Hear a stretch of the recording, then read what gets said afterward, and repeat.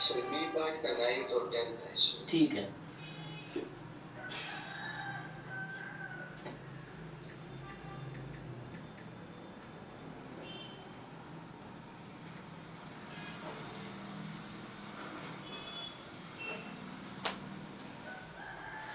देखो तो क्या है यहाँ पे, तो जो तुमने ट्राई किया इसका डाउट डिस्कस कर लेते हैं, बाकी तुम करके आए होगे। तुम्हें बी पार्ट का 9 10 करना है, चलो देखते हैं, ट्राई करते हैं ये वाला। ओके, यहाँ भी स्टेटमेंट है क्या या ऐसे ही थोड़ी क्वेश्चंस हैं? सो 9 और 10 ये वाला ना। ओके चलो ट्राई करके देखते हैं। ये कह रहा है कि so that among any set of 7 distinct integers, तो वो शो करना है कि among any set of 7 distinct integers, 7 different integer दो कोई भी, there must exist 2 integer whose sum or difference is divisible by 10। तो कोई भी 7 इंटीजर तुम सेलेक्ट करोगे तो उसमें 2 इंटीजर ऐसे जरूर होंगे जिसका सम या डिफरेंस 10 से डिविजिबल होगा। फाइन, तो ये तुम्हें प्रूव करना है। तो मतलब ये तो स्टेटमेंट ट्रू है, ये बता दिया। अब इसको हमें जस्टिफाई करना है लॉजिक से या रीजन से या थ्योरम से, जैसे भी यू हैव टू प्रूव।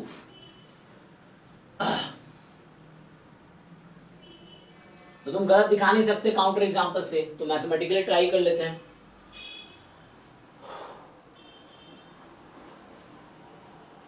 वो सम और डिफरेंस इज डिविजिबल बाय 10। तो कोई नंबर 10 से डिविजिबल कब होता है?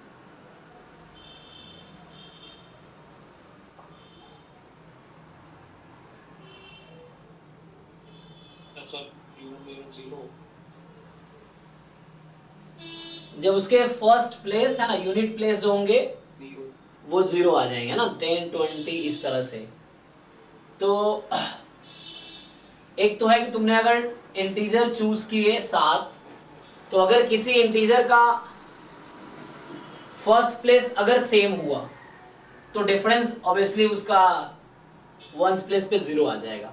तो एक लॉजिक ये है कि हमने अगर सेलेक्ट किया कोई, है ना, तुमने 7 इंटीजर सेलेक्ट किए, उनमें से कोई भी 2 इंटीजर ऐसा हुआ जिसमें फर्स्ट प्लेस उसका सेम है, यूनिट प्लेस सेम है, तो यूनिट प्लेस अगर सेम है तो डिफरेंस हमेशा 10 से डिविजिबल होगा। ठीक है ना, -10 भी 10 से डिविजिबल है, -20 भी 10 से डिविजिबल, इसलिए कोई प्रॉब्लम नहीं है। 0 भी 10 से डिविजिबल है। तो एक तो ये केस है कि या तो कोई उनमें से ऐसा हो कि जिनका एंड प्लेस सेम हो जाए। दूसरा केस क्या है? सम वाला। हाँ, तो ये बताओ मुझे,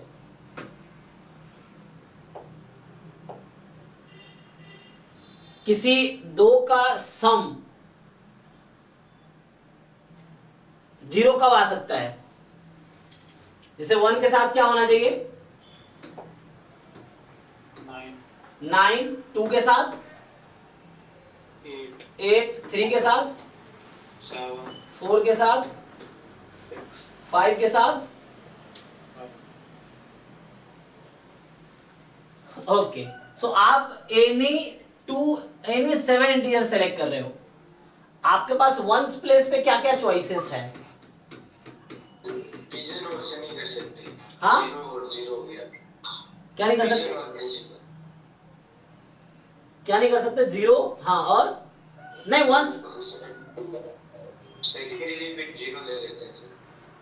0 और क्या ले लो? 0, यस सर। हाँ, 6 7 में से एटलीस्ट 1 तो इंटीजर प्रिंसिपल। अरे रुको, 0 1 2 3 6 7 8 9, ये मेरे पास, मैं सिर्फ वंस प्लेस की बात कर रहा हूं। अभी क्या बात कर रहा हूं? वंस प्लेस का। मान लो तुम्हें इंटीजर दिया 4705, तो मैं सिर्फ अभी वंस प्लेस की बात कर रहा हूं, 5 की। तो वंस प्लेस अगर इनमें से है, या तो 0 है, तो उसका सम 10 से डिविजिबल हो जाएगा। वंस प्लेस 1 दूसरे नंबर का 9 है, मतलब हमने 7 नंबर सेलेक्ट किए हैं, उसमें से ऐसे बता रहा हूं कोई भी 2 नंबर ऐसा हुआ वंस प्लेस 1 9 वाला आ गया, तो डिविजिबल होगा, 2 8 वाला होगा डिविजिबल हो जाएगा, 3 7 4 6 5 5। अच्छा अगर दोनों का वंस प्लेस सेम सेम हो गया तो डिफरेंस भी 10 से डिविजिबल होगा।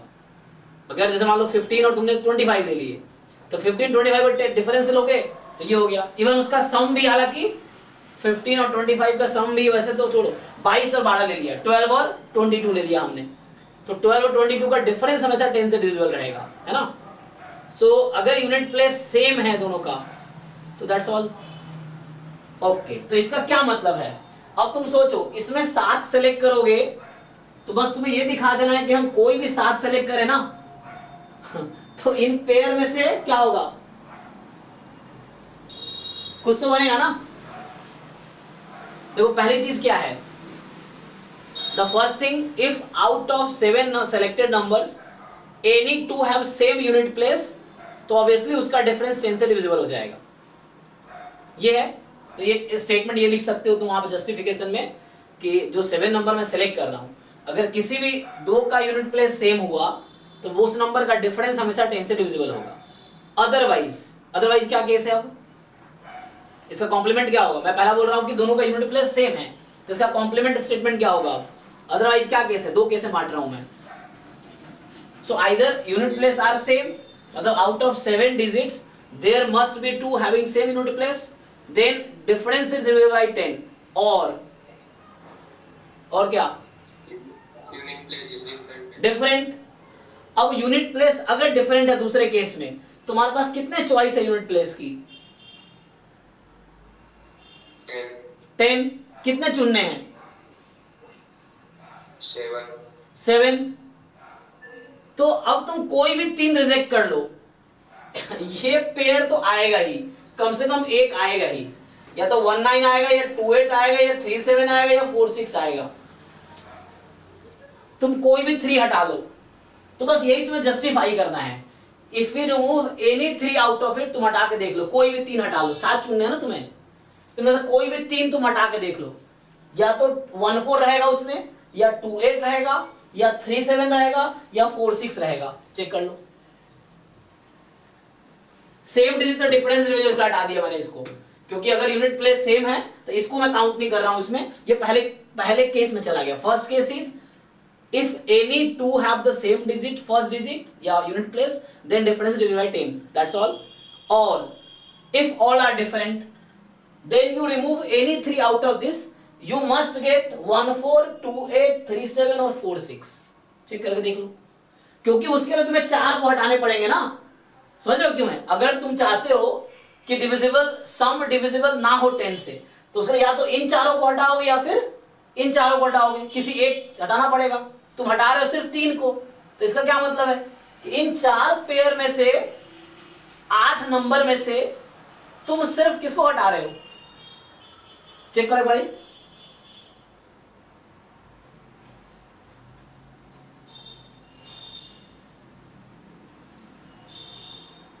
चेक करो, मैं जो बोल रहा हूं सही है, तुम इसके ऊपर चेक करो।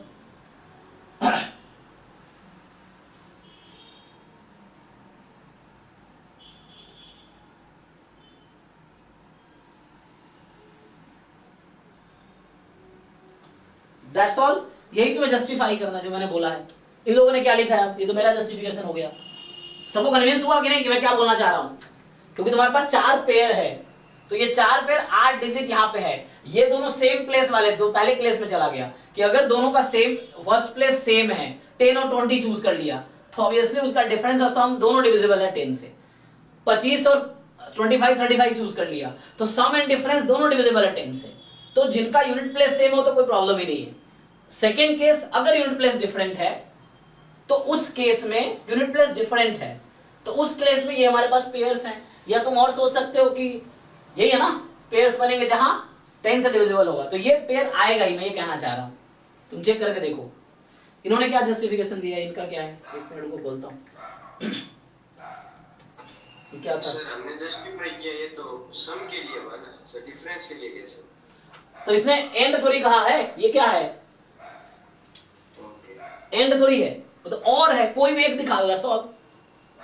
एंड थोड़ी है, एंड होता तो दिखाते हैं हम, इट इज जस्ट और, तो तुम सम दिखा दिए, दैट्स ऑल, कोई एक दिखाना है। अच्छा इन्होंने क्या लिखा है, इनका क्या का क्वेश्चन था, ये क्वेश्चन नंबर 9 है, इसको खोलता हूँ देखता हूँ क्या कह रहे हैं ये। समझते ये कैसे सोचे, देखो हमारे जैसे कोई इंसान सोल्यूशन बना रहा है, ठीक है ना, तो वो उसका क्या थिंकिंग प्रोसेस था ये समझना है। अच्छा इन्होंने लगाया है पिजन होल प्रिंसिपल, इनडायरेक्टली वही है। ओके तो पिजन होल प्रिंसिपल क्या कहता है, let the numbers be a1 to a7, suppose difference of no 2 divisible by 10, यही चीज मतलब n digits are not equal, ये कहना चाह रहा है। हाँ सो मतलब n digits different है, then the remainders ri obtained by dividing the numbers ai are all distinct and can be collected into 6 groups, ये है हमारे पास, ठीक है। तो पहला दो तो आ गया उसमें, when 7 distinct remainders are taken, वही जो remainders बोल रहा है मैं यूनिट प्लेस बोल रहा हूँ, वही बात है, यूनिट प्लेस बोला इसने रिमाइंडर बोला। So when 7 distinct remainders are taken from this group, at least 2 of them, say RL and RK, must come from the same group. Then their sum is 0 or 10. ये तो sum 0 या 10 है। So then AI plus AK R1 plus RK modulo 10, तो 0 modulo 10, तो 10 divide the sum of AI and LK। वही चीज ने कहने की कोशिश किया है, ठीक है, जो हमने कहा है अलग वर्ड में, अब उसका वो प्रोसेस था वो मैथमेटिकली गया है।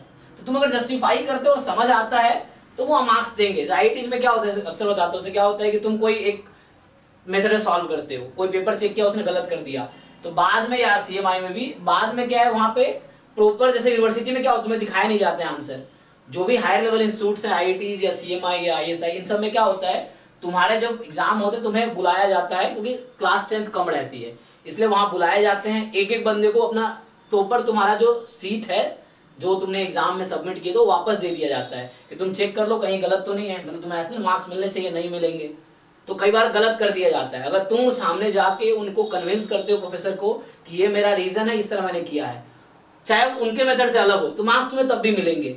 और इवन वहां पे वो सीट तुम्हें लौटा दिए जाते, तुम घर लेके जाओ, वहां रखते नहीं। यूनिवर्सिटी में क्या होता है वापस नहीं मिलता ना, वहां पे क्या तुम्हें दे देंगे, तुम वापस अपने साथ ले जाओ, मार्क्स उन्होंने अपने साथ नोट कर लिया, बाकी तुम्हारा जो सोल्यूशन सीट था वो तुमने साथ लेके आ जाओ।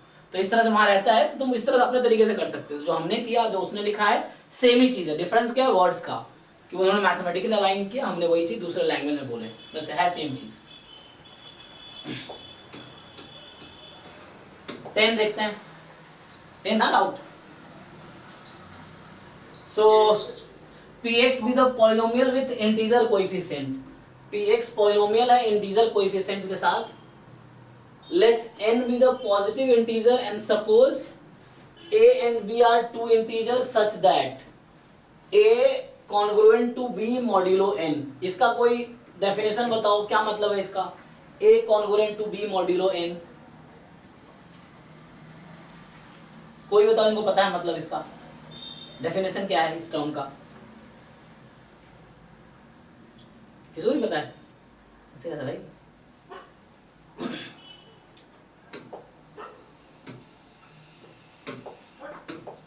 चलो मैं समझा देता हूं, मान लो तुमने 11 को डिवाइड किया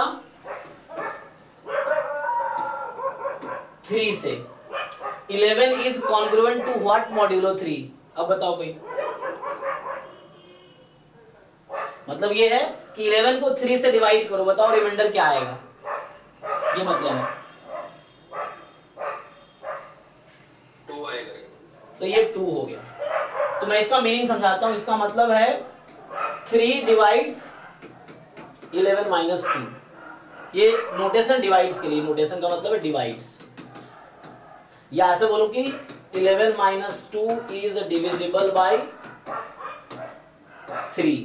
तो यहां मतलब क्या है कि या तो ऐसा समझो कि जब a को तुम डिवाइड करोगे n से रिमाइंडर b आएगी, या दूसरे तरीके से कि a minus b is divisible bye n, क्योंकि रिमाइंडर घटा दिया तुमने तो a माइनस b डिविजिबल होगा n से, इसका ये मतलब है। या बुक में लिखा होगा n divides a minus b, n जो है फैक्टर है माइनस b का, तो इसका ये मतलब है। चलो सो बोल रहा है कि is it true that PA is congruent to PB modulo n, कहना चाह रहा है क्या n डिवाइड करेगा PA माइनस PB को, ये है जस्टिफाई योर आंसर, तुम्हें अपना रीजन देना है व्हाई ट्रू या फॉल्स, उसका रीजन देना है तुम्हें।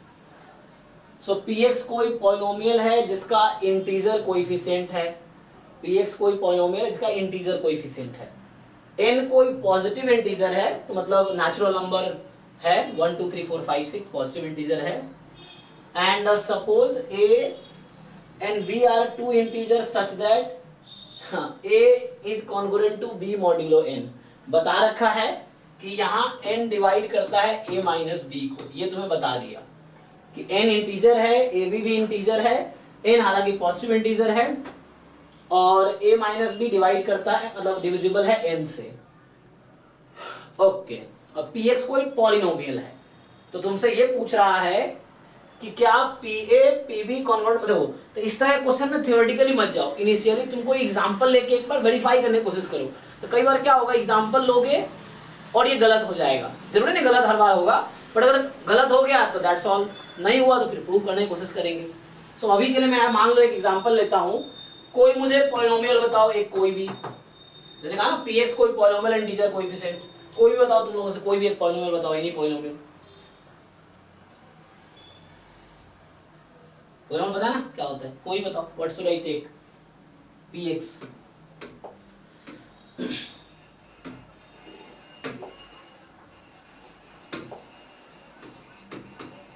तो एग्जाम में कैसे एग्जांपल लोगे लेना बताओ, फिर से कोई भी पॉलिनोमियल बताओ मुझे, any x square plus 2x plus 3, कोई दिक्कत नहीं। चलो इंटीजर कोएफिशिएंट या कोएफिशिएंट 1 2 3 है, वर्क करेगा। n कोई पॉजिटिव इंटीजर है और a भी, तो मुझे n कोई सजेस्ट करो, कुछ पॉजिटिव इंटीजर है, कुछ भी 4 ले लो, 3 या 4, कोई भी 4 ले लिया। अब इसने कहा suppose a and b are two integers such that, अब तुम्हें इसके हिसाब से a b सजेस्ट करना है कि इस तरीके से कि a माइनस बी डिविजिबल हो n से, तो मतलब a माइनस बी डिविजिबल हो 4 से। तो मुझे बताओ a कोई ऐसा और b कोई ऐसा इस तरीके से कि a माइनस बी 4 से डिविजिबल हो जाए। 7 और 3। 7 और 3। अब हम वेरीफाई करेंगे स्टेटमेंट को, तो इससे मुझे एक आइडिया मिलेगा। तो देखो अब मुझे यहाँ बात कर रहा है क्या pa congruent to p modulo n, तो यहाँ से मैं pa मतलब p7 निकालूंगा, तो 49 प्लस 14 प्लस 3, pb बताया तुमने 3, सो 9 प्लस 6 प्लस 3 9 प्लस 6 प्लस 3। अब कह रहा है इसका डिफरेंस लो, है ना, तो यहाँ से 3 कट जाएगा, यहाँ से 8 आएगा और यहाँ पे 40 आएगा। देखो मैं अभी सम नहीं किया हूँ, जस्ट मैं देखना चाह रहा हूँ हो क्या रहा है। देखो एक मिनट ध्यान से, तो इससे हो क्या रहा है एक्चुअली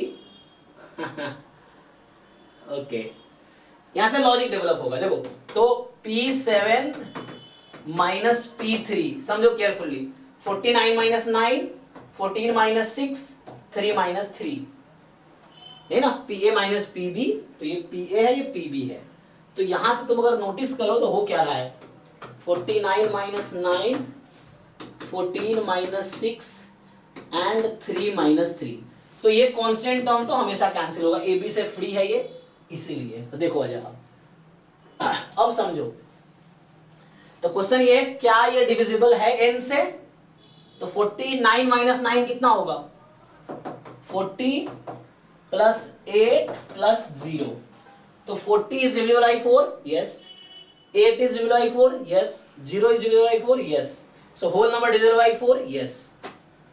अब यहाँ इसको जनरलाइज करो, हमने एग्जांपल लिए और एग्जांपल के हिसाब से ये स्टेटमेंट ट्रू मिला, तो जल्दीबाजी में ट्रू नहीं करना है, एग्जांपल कभी गारंटी नहीं देता। अब आपको जनरलाइज करना है और जनरलाइज करके भी सेम चीज कंक्लूड होता है, देन इट इज ट्रू, ठीक है।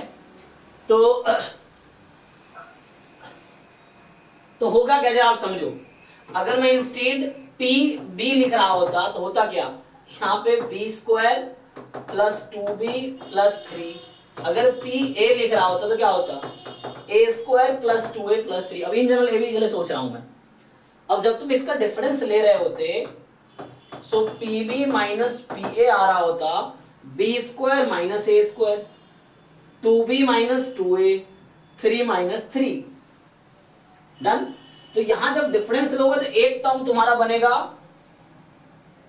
b माइनस ए और इंटू बी प्लस ए, यहां बनेगा 2 टाइम b माइनस ए और यहां बनेगा 0। और हमें पहले से बता रखा है कि n डिवाइड करता है a माइनस बी को, तो n डिवाइड करता है a माइनस बी को मतलब b माइनस ए को भी। n डिवाइड करता है b माइनस a को, और इसको डिवाइड करेगा ही। तो इवन मैं कोई भी पॉलिनोमियल ले लूं, अब तुम डिग्री 2 बताया था, अगर मैं n कर दूं n माइनस 1 इस तरह से, सो होगा क्या, ये जो फैक्टर्स बन रहे हैं ना इस डिफरेंस में, तो यहां बस तुम्हें जस्टिफाई कैसे करना है, pb माइनस pa होगा b minus a times some number. ये जो p माइनस pa चाहे p कोई भी पॉलिनोमियल हो, ये हमेशा b minus a times some constant होगा। क्यों? क्योंकि a की पावर n माइनस b की पावर n, ये भी a माइनस बी टाइम कोई कांस्टेंट आएगा। कौन सा कांस्टेंट आएगा, तो मैं लिख भी सकता हूं, तुम इसको डिवाइड करके देख सकते हो। तो अगर ये चाहे a square minus B square हो, a cube minus B cube हो, a four minus B four हो, a की पावर n माइनस बी की power n, b minus a या a minus B time some constant होगा। तो होगा क्या, ये जो pb माइनस pa है इसमें हमेशा b माइनस a कॉमन आएगा, और चूंकि बता रखा है कि a माइनस b या b माइनस a डिविजिबल है n से, तो इसलिए ये डिफरेंस भी n से हमेशा डिविजिबल होगा। This is a true statement. तो एग्जांपल से एक आइडिया मिला, फिर उसको हमने जनरलाइज किया। अब बताओ किसी को डाउट है तो कहां पे डाउट है बताओ, इसमें अगर कुछ पूछना हो तो।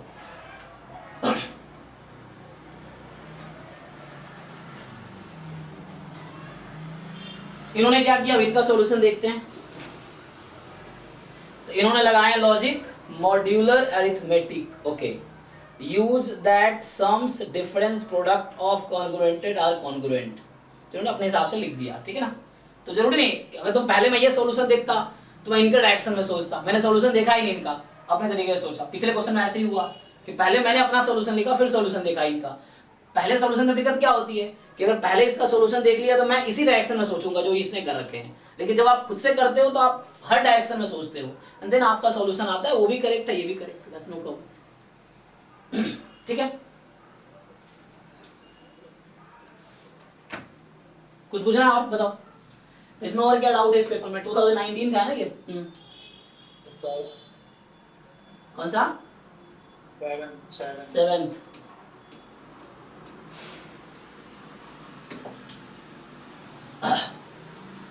So Ani is training for Olympics with Usain Bolt. After a few days of training, Usain challenges Ani to catch him. Usain sets off running very slowly with a view to encourage.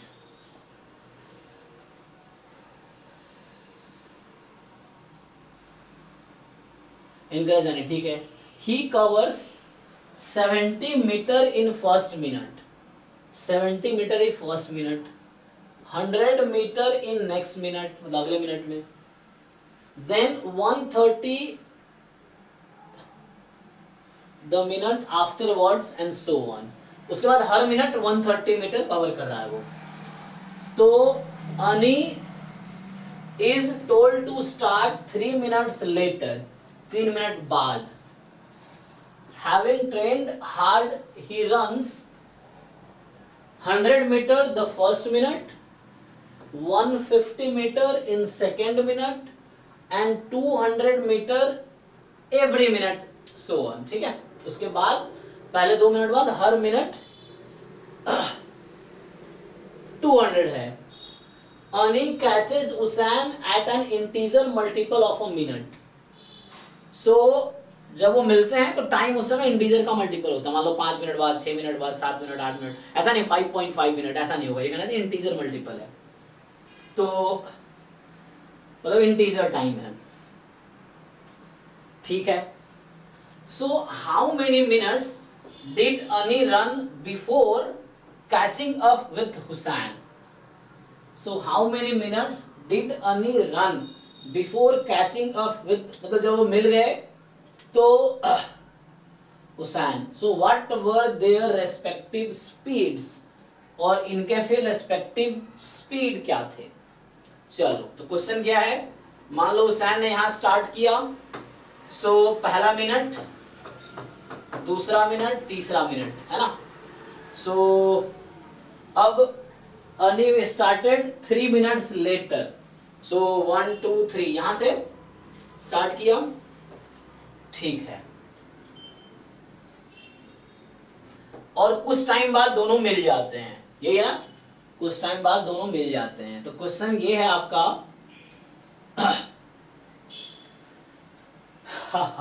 तो बताओ, then catches are in 11 minutes, how many minutes did Ani run before catching up the Hussain? Okay.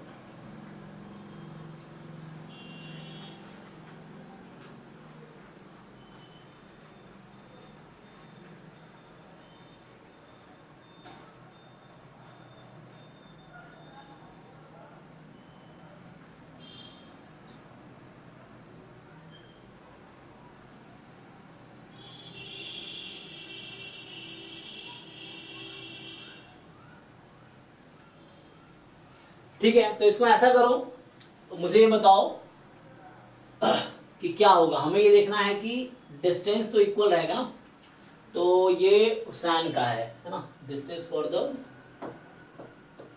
Hussain and this is for the अनी, done. तो यहां से इसने start ही किया, तो अगर इसने मान लो m मिनट, सपोज इसने m मिनट रन किया, सो ये रन किया m+3 मिनट, राइट। सो ये हमारे पास है।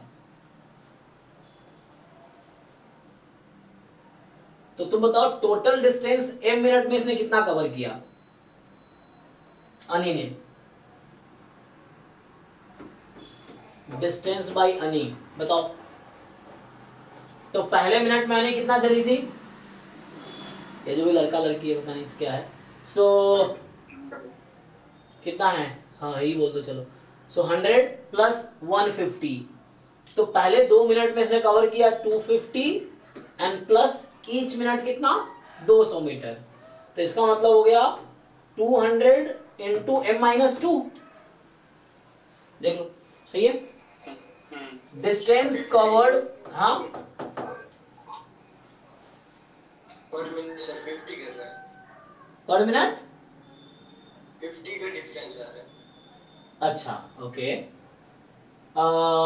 अच्छा अच्छा, नहीं इनिशियली, हाँ ठीक है, पहले नहीं नहीं, एक मिनट, ये क्या फिक्स है या फिर एपी में है ना इनका स्पीड जो रुको, तो 100 minute first minute, 50 minute in the second minute, then 200 minute and so on, मतलब इंक्रीज हो रहा है। अच्छा एक मिनट रुको, मैं यहाँ गलत समझा क्या, he run 70 meter first minute, 100 next minute, then 130, 70 + 100 + 130। अच्छा यहाँ पे वो हो रहा है, मतलब एपी टाइप का है ना, तो मैं तो कांस्टेंट समझ गया, मतलब मैं इनिशियली क्या समझा कि 70 100, फिर वो सेम स्पीड मेंटेन करता रहा, तो मुझे इंग्लिश समझने में दिक्कत है, एक बार देख लेते हैं फिर से, है ना। तो यही चीज, वर्ड प्रॉब्लम कई बार इस चीज पे डिपेंड करता है कि आप उस इंग्लिश को कैसे इंटरप्रेट करते हो, तो ये भी कई बार गलती होती है। तो मैं फिर से पढ़ लेता हूँ। इसने कहा ही कवर्स, जैसे पहले हुसैन का देख लेते हैं। So Hussain covered 70 minute in the 70 meter first minute, then कितना था 100, देन 130, इसका मतलब ये एपी है। अच्छा सो मैं तो ये समझ, then 130 minute afterwards and so on.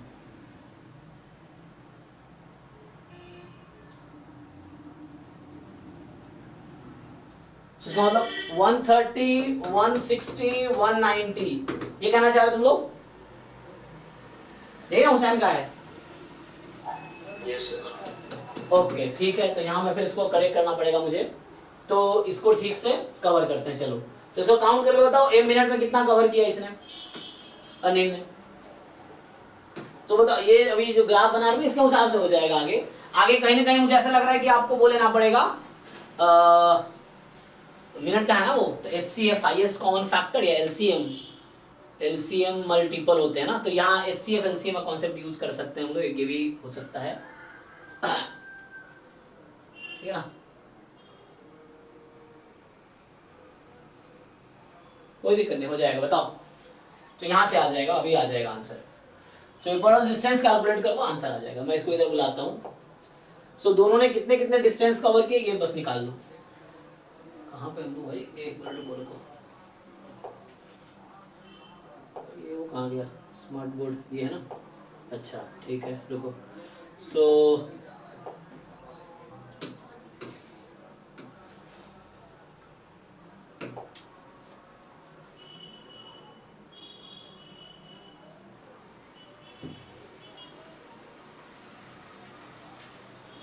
बताओ। हमने ये कहा कि Hussain started here 0 1 2 3 and so on, ठीक है, एक पॉइंट मिल गया, एंड अनी स्टार्टेड हियर आफ्टर 3 मिनट्स, ठीक है, और ये कुछ टाइम बाद मिल गए। मैंने कहा ये m मिनट इसने कवर किया, सो ये m प्लस 3 मिनट चला, तो टोटल डिस्टेंस कवर्ड कितना हो ये पूछ रहा हूं मैं। तो हुसैन ने कितना मिनट कवर किया टोटल?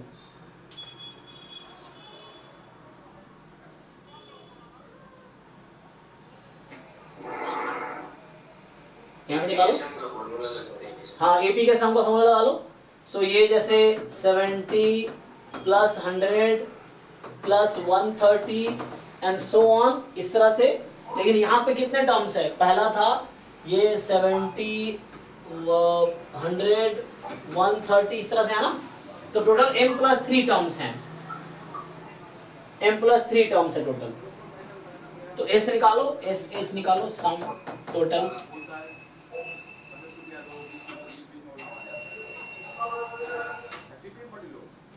क्या होता है sum of first n terms in the AP?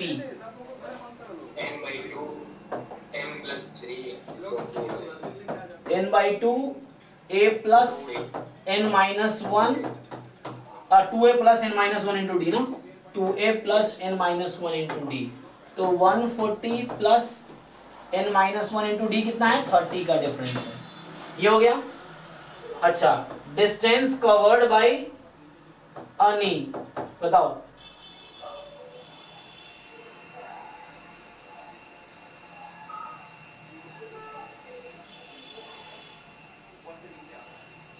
कितना कवर किया इसने? m/2। तो अनिल के पास m मिनट है, उसने स्टार्ट किया था स्पीड 100 से, फिर 150, फिर 200 एंड सो ऑन। तो यहाँ पे टोटल इसके पास m टर्म ही है क्योंकि इसने यहाँ से चलना शुरू किया, तो ठीक है ना।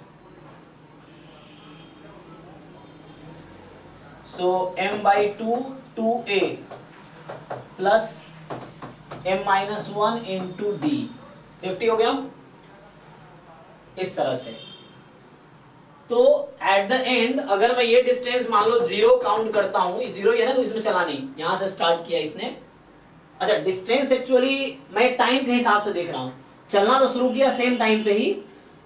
एक मिनट, मैं ये कहना ही चाह रहा हूं, ये तो मिनट के हिसाब से मैं ऐसे बना हुआ, टाइम के हिसाब से। अगर तुम वो देखो, क्या बोलेंगे, ये बस टाइम 0 मिनट 1 मिनट 2 मिनट इसके हिसाब होता है कि यहाँ पे 3 मिनट बाद स्टार्ट, ये टाइम के हिसाब से है। अगर डिस्टेंस के हिसाब से तो उन्हें स्टार्ट तो सेम प्लेस पे किया होगा।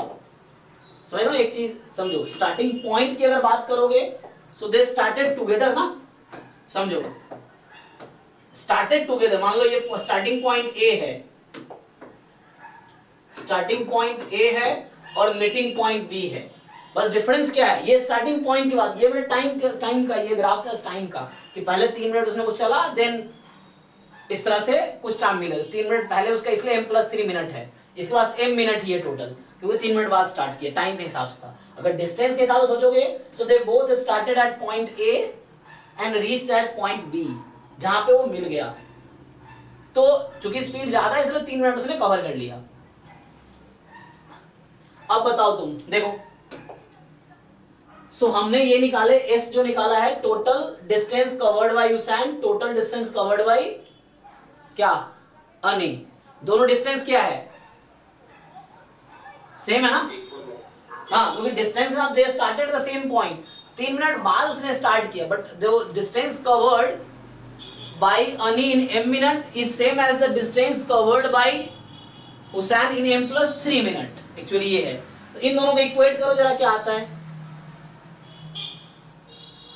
लेकिन m क्या, हाँ ठीक है, first minute, second minute, third minute and so on. इन दोनों को इक्वेट करो, m निकलेगा। यस सर, 10 आ रहा है। ओके, तो यहां से m 10 आ गया। इसका मतलब ये हुआ कि अनी 10 मिनट की रनिंग की और हुसैन 13 मिनट का, ये हुआ। अब ये भी निकालो, एसएच कैलकुलेट कर लो। तो अगर मैं हुसैन के, क्या हुसैन नाम है ना इसका, एच से हुसैन था, मैं हुसैन लिख रहा हूँ, यू का मतलब है ना, तो ये यू है एक्चुअली, नॉट एच। उसैन था ना, तो यू है मतलब, और ए अनी है, तो यू उसैन के लिए क्या हुआ, डिस्टेंस कवर्ड बाय उसैन कितना आया, ये कैलकुलेट कर लो, इनको 10 रख के। Time taken bye Usain is, एक तो हुसैन पता नहीं क्यों दिमाग में, हाँ, time taken bye Hussain is 13 minute and distance covered by Hussain is what,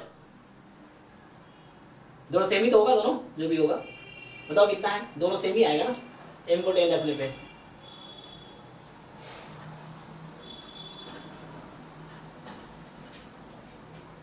sir 3250। 3250, तो बताओ स्पीड निकल जाएगा, स्पीड ऑफ, ये s मतलब डिस्टेंस की बात कर रहा हूं ना, अगर s में कंफ्यूज हो तो you can write d for distance, ऐसे भी सोच सकते हो अगर वैसे दिक्कत हो तो d फॉर डिस्टेंस। तो स्पीड को मैं u से डिनोट कर देता हूं, या वेलोसिटी होती है, चलो v से या u से, सो स्पीड या वेलोसिटी, स्पीड लिख दूं या जो भी लिखना है, तो स्पीड ऑफ हुसैन कितना आएगा, कैसे निकालते हो, डिस्टेंस और टाइम पता हो तो स्पीड कैसे निकालते हो, डिवाइड कर दो,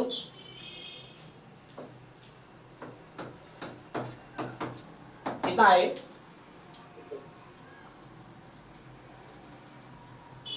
आ जाएगा। सेम चीज you do for the Ani, time taken by Ani is just 10 minutes and distance covered by Ani is same 3250, so speed of Ani is यहां आ जाएगा 325 पर मिनट, ये आ जाए ना। देखो एक बारी तो क्या क्या पूछा था, क्या हमने डिसाइड किया जो पूछना था, how many minute did Ani run before catching up with, how many minutes did Ani run before at a multiple integral, उसके इक्वल है, उसको पकड़ना है उसको। रुको रुको आगे कह रहा है कि Ani catches Hussain at an integral multiple of time, catch कर लिया कुछ मिनट में, क्या मिनट था वो, 10 मिनट था ना। How many minutes did Ani run before catching up the with Hussain, दोनों मीट होने से पहले कितना टाइम लगा सर, अच्छा मीट, ओके हाँ ठीक है, दोनों मिलने से पहले कितना टाइम रन किया, कितना किया,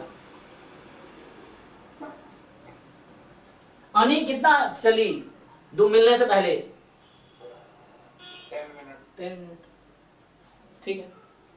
तो देखो एक बार उसका सॉल्यूशन देखो एक बार क्या है, सेम आया कि नहीं आया, मतलब एक आंसर 10 है और विद रेस्पेक्टिव स्पीड पूछा है ना, तो रेस्पेक्टिव स्पीड में 3250 upon 13 है, यहाँ पे ये आना चाहिए, देख लो एक बार क्या है उनका आंसर, चेक करते हैं।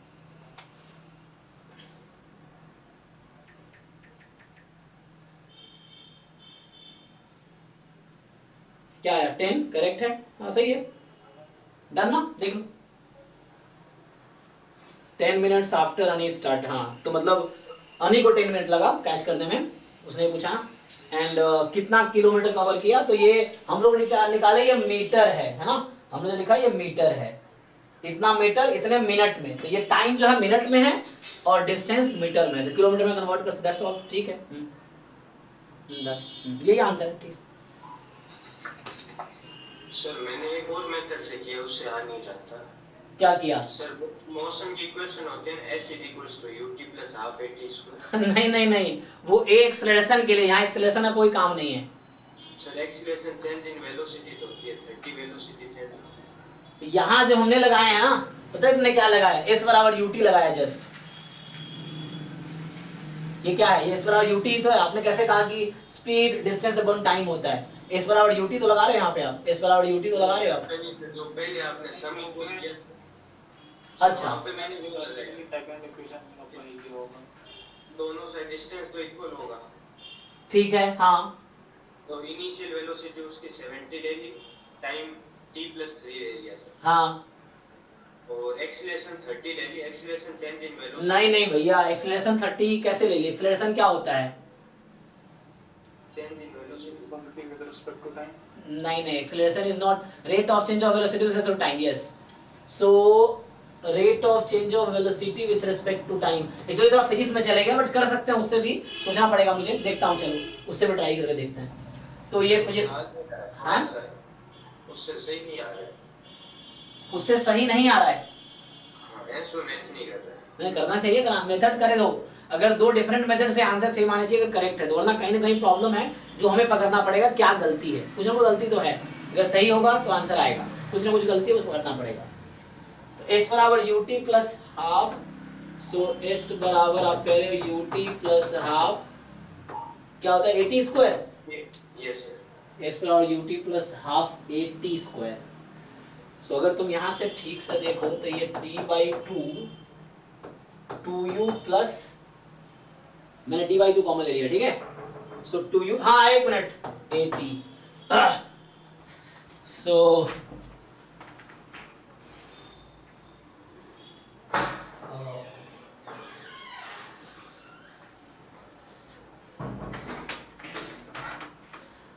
तो हम देखते हैं हमने जो लगाया उससे कहाँ मैच कर रहा है, देखो जरा। तो ये t/2 टाइम जो कि वहां m था, तो m/2 2u प्लस 80, तो u कितना था इसका 50 था, नहीं का 100 था ना, सर ठीक है 280, t इज a मतलब क्या है एक्सेलरेशन, इसका 50 है और t is m-1, okay. But यहाँ तो ऐसा नहीं बन रहा ना, 2u plus 80,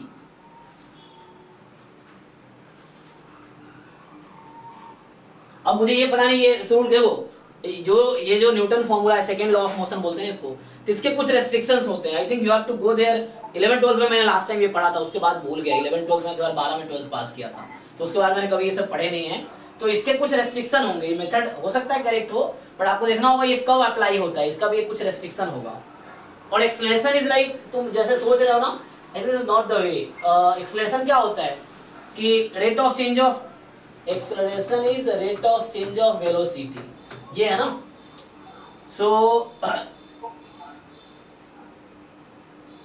dv upon dt, तो यहाँ ऐसा नहीं डिफरेंस लोगे तो जैसे 100 माइनस 30 अपॉन 130, ये तुम कह रहे हो 30 ले लिया acceleration, but acceleration is not 30 है जहां तक मुझे समझ आ रहा है।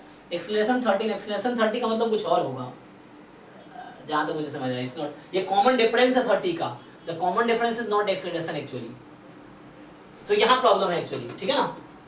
एक्सेलरेशन इज नॉट 30, अब क्यों नहीं 30 है, ये थोड़े फिजिक्स जाके वापस पढ़ना पड़ेगा और उसके पीछे आपको ये देखना पड़ेगा कि ये फॉर्मूला जहां लगा रखा है वहां देखो एक्सेलरेशन कैसे निकाला है।